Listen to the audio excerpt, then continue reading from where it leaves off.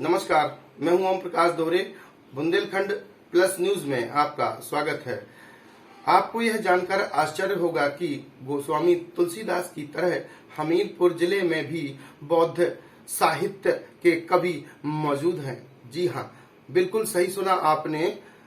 हमीरपुर जिले के झलोखर गांव के श्री राजेश्वर दयाल एडवोकेट जी, जिन्हें लोग दयालु जी के नाम से भी जानते हैं, श्री दयालु जी ने अपने जीवन काल में सामाजिक परिवर्तन की सोच विकसित करते हुए समाज को बौद्ध साहित्य के रूप में एक महाग्रंथ भेंट किया है, जिसका अखंड पाठ 30 घंटे में पूरा होता है और 8 अध्याय में यह लिखा गया है। इसके रचनाकार श्री दयालु जी हैं। आइए मिलते हैं श्री दयालु जी से बुंदेलखंड प्लस पर।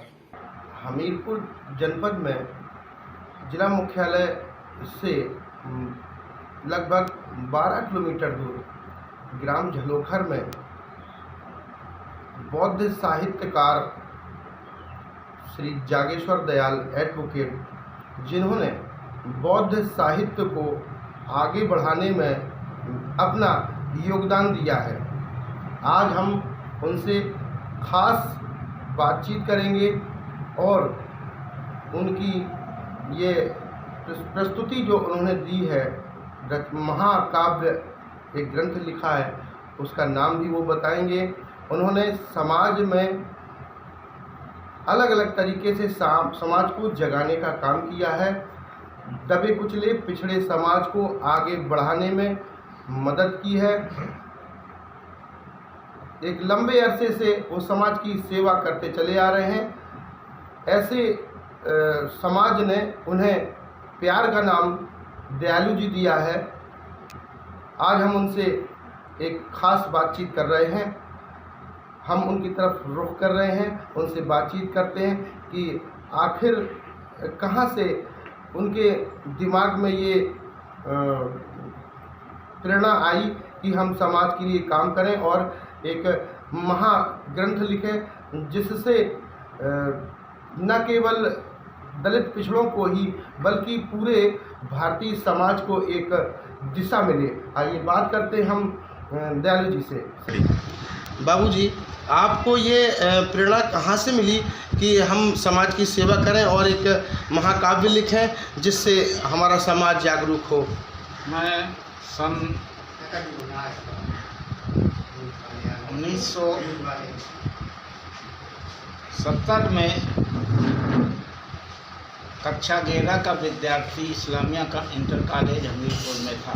26 जनवरी का दिन था, गणतंत्र दिवस का पर्व मनाया जा रहा था। मैं एक गीत के संबोधन में श्री काजी इरशाद अली के संबोधन पर एक गीत सुना रहा था। वो था भीमराव बाबा जिन लिखा विधान हमारा था।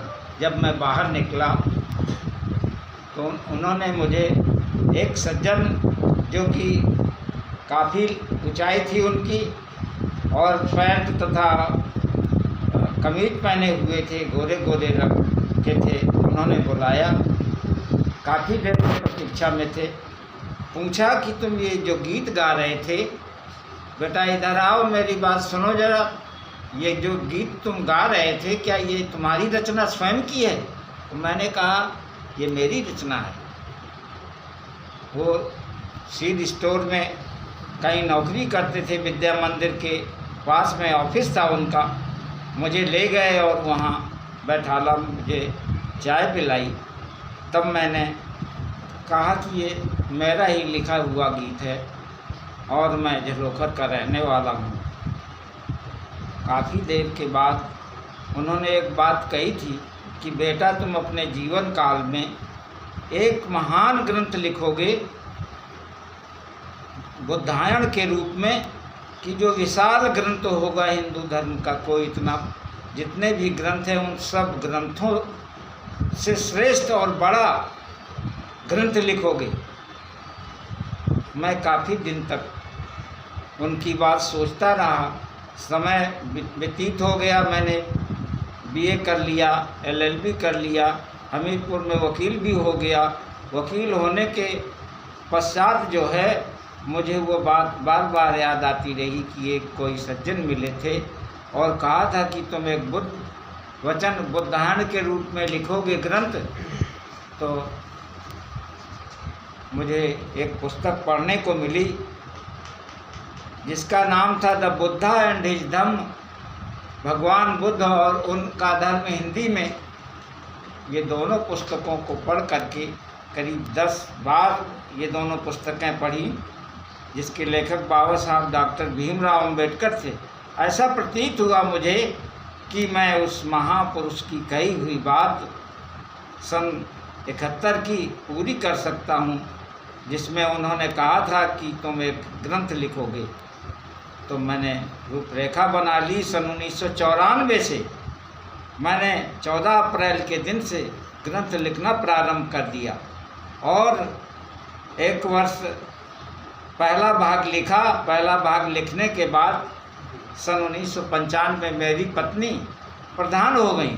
प्रधान हो जाने के बाद में चूँकि छल प्रपंच धोखाधड़ी ये तमाम बातें होती हैं, काव्य धारा नहीं ठहर सकती है, ऐसी हालत में तो मुझे काव्य का लेखन रोकना पड़ा। और फिर इसके बाद सन 2000 में जब मेरी प्रधानी का कार्यकाल ख़त्म हो गया तो मैंने पुनः उसको लिखना शुरू किया। इस तरह से 2008 में वो हमारा लेखन समाप्त हुआ। इसके लेखन में 2 वर्ष 7 वर्ष 11 माह 27 दिन का समय लगा। इस तरह से इसमें 8 मैंने कांड लिखे, 55 कांड, दीक्षा कांड, सद्धर्म कांड, मजहब एवं धर्म कांड, जीवन नियम कांड, निंदा एवं प्रशंसा कांड, अंतिम चारिका कांड, सुगत सागर कांड। 8 कांडों में इसे विभक्त किया और भगवान बुद्ध के जन्म से लेकर मृत्यु तक का पूरा उसमें विवरण लिखा, जो दोहा, चौपाई, छंद, सोरठा और कवित्व आदि छंदों में लिपिबद्ध है।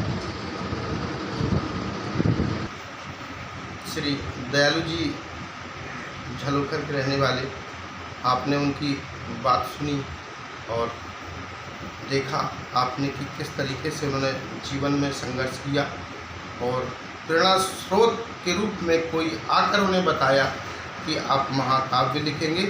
तो उनकी रचना 2008 में पूरी हुई और तब से लेकर अब तक आज तक प्रतिवर्ष उस काव्य का यहाँ पाठन होता है, एक कार्यक्रम आयोजित होता है प्रतिवर्ष। ये थे हमारे श्री दयालु जी एडवोकेट। तत्सत् भगवतो अरहतो समा समुदास